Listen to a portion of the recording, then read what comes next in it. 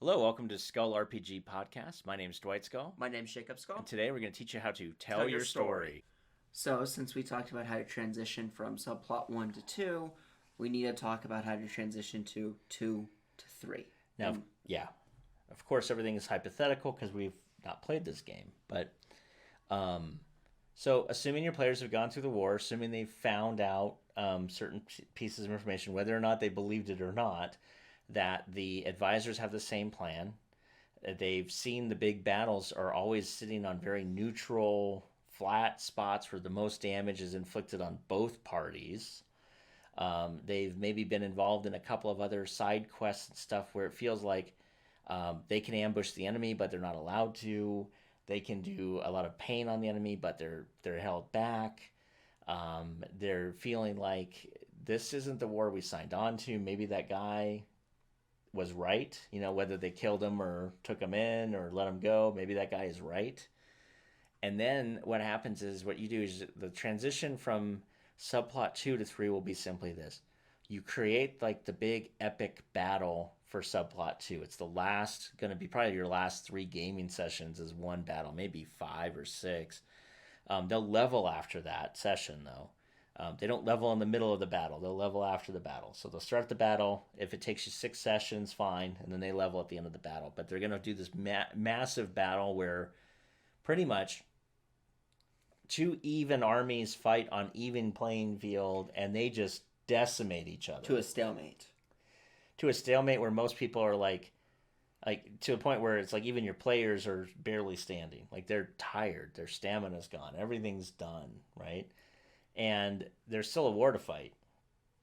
But then you see the 2 advisors show up, one on each hillside, overlooking the battlefield. And they start chanting.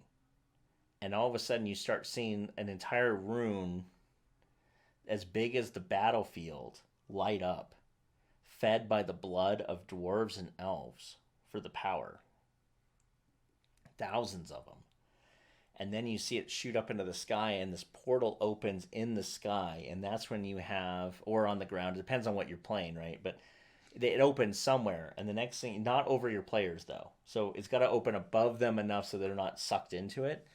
But what happens is your demons, your angels, your Elementals, whatever it is, whatever you're having start coming out, and everybody who's left starts running for their lives, but they realize really quickly, wait, our advisors are doing this. Now, to your players, it's not going to be this, it might be this big reveal, but it's not going to be unheard of. They know something was up. They figured, they'd heard stuff. They've heard not just the 3 times I told you to tell them, and not just the one guy you were supposed to assassinate, but they've heard murmurs and rumors that, they knew something was up, but not necessarily this. Exactly. I mean, you could even change it up too if you want to do a twist on that. That maybe uh, the elven advisor actually was killed and replaced by a shapeshifter or somebody who's doing like a disguised self over themselves. I mean, like you've heard rumors like that. One day they went out and then they came back and they haven't acted the same since. I mean, you could do all sorts of things where they might be possessed. I mean, you could do anything you want on that. The point is, D&D has a monster called a doppelganger for that reason. Exactly, right. And everything is crazy, where it's just like you realize, both sides realize, oh my God, we've been had.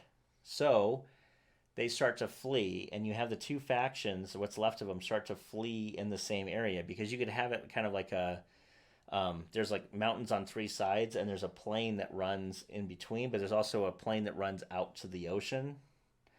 And the only really way out is to go toward the ocean, right? Like they can't climb the mountains. Mm-hmm. And so all of a sudden both factions are no longer fighting one another. They're running for their lives from the things coming out that are now killing whoever hasn't lived yet. And now your 2 factions, some of which they could have already met, right? They could run into the guy they kidnapped. They could run into somebody that maybe have kidnapped one of them if they got captured early on. But that dwarf they had to kidnap, they could run into him. They could run into friend and foe alike. And all of a sudden, the enemy of my enemy is my friend. And they have to figure out what's going on. And so this is how I would transition from 2 to 3. And then the rest of the 3rd subplot, I'd have them gathering an army, gathering intelligence, gathering people. Trying to figure out how to fight a losing war and Right. win. Right.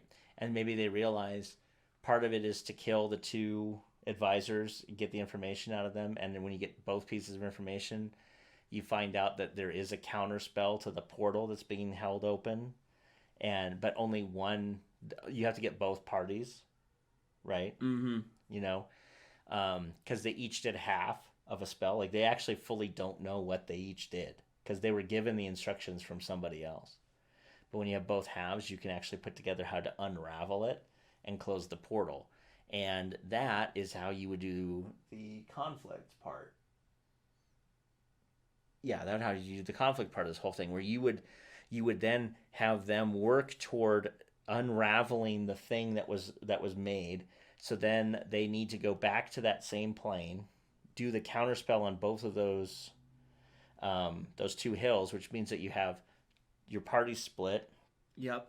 And you have a hold until, and the hold until isn't for backup. The hold is until you finish the statements, right? So Yeah. then the portal closes, and this is where I would do this. Okay, I'm not a big fan of total party kills, but in this one, this is exactly what I would do. Total party kill here. Yep. It's a great place to do a total party kill because now your players aren't necessarily pissed about their character dying. Right. They actually feel like it's part of the story. Yep. They save the world. Because we're going back to Lord of the Rings is a great example. Golem didn't have to die, but he chose to, and it saved his life, technically sacrificed and caused everything to happen. Right.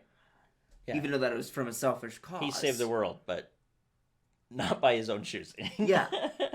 But as long as a character death is impactful to the story, your player won't be pissed. Right. If I go into a weird random cave and I get killed, I get pissed. But in this case, I'm literally like... I'm saving the world. So of course I'm going to go more hoorah than... Yep. I'm pissed because my DM is a dick and decided to have a dire lion kill me for no reason. Right. Now at this point, they're facing insurmountable odds. And as they keep going, you have a counter going. And what you keep doing, and what you show is to build the suspense, is you start having their NPCs just getting mauled. And what you do is they finish the last line, and maybe they have 3 or 4 more rounds, and they realize, like, we can't get out of this. You know, honestly, having them fight to their last is not a bad way to go. Right, they've closed the portal, and now no more things are coming into the world. But they still have all of the army around them, and it's just them or a handful of NPCs left. How do you... And you're split, so you're not even together. Yep.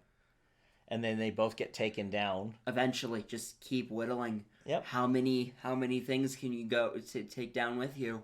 Yep. Is now it's this heroic death, and you've stopped the portal from opening, and then you're like, okay, that's the game, guys. And at which point, most everybody I know, even myself, I was playing that game and be like, oh my god, that was so good.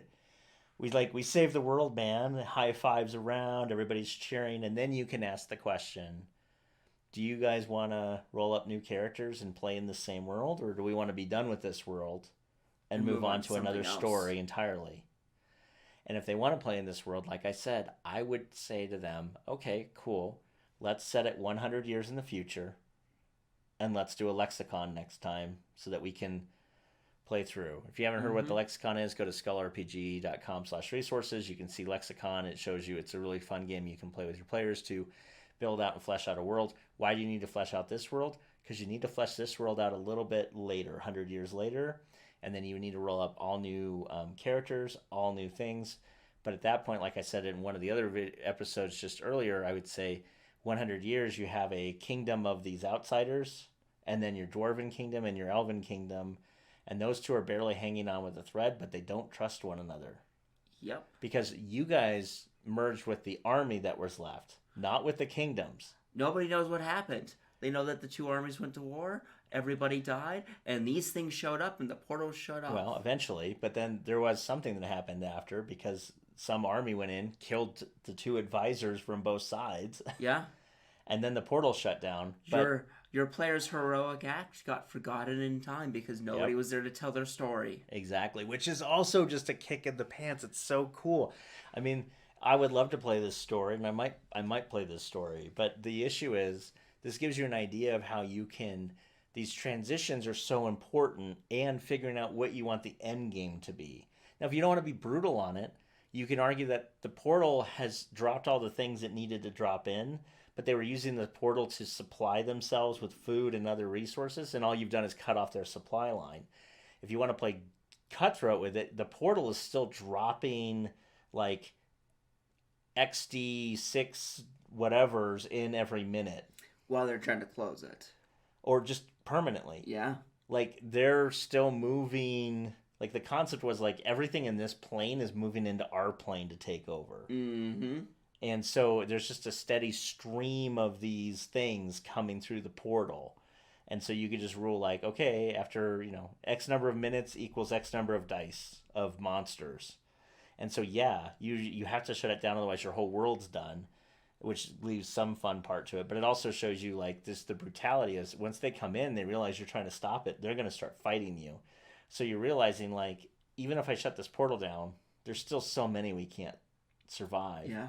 But that's not why you do it, right? The heroic act is saving the world, saving your world, saving the kingdom of Fenlindi, right? That's what you were doing. That's your elven kingdom. You're doing it for Thurontir and revenge and everything you hold and love dearly, and it's a really good story. But not knowing where you're going at any time and just randomly rolling monster tables is really not the best way to GM. Having a full out story like we just talked about is the best way to GM, because now you know what story you want to tell and you can make your game sessions always at least leave some sort of clue to keep the thing going. And if you think about it, if you're watching a TV show that's done well, even if there's a slow moment in the show, there's still a hint or two or a clue or two that came out for the rest of the big conflict. Mm-hmm. Ideally, the big show will be moving you faster through it. Like each session, each show you watch is literally packed full of reveals and things to get you, or foreshadowing to get you to the next one. And there's not a lot of lameness there. But that's why I want you to think about your gaming campaign in terms of a story, because this helps you tell your story.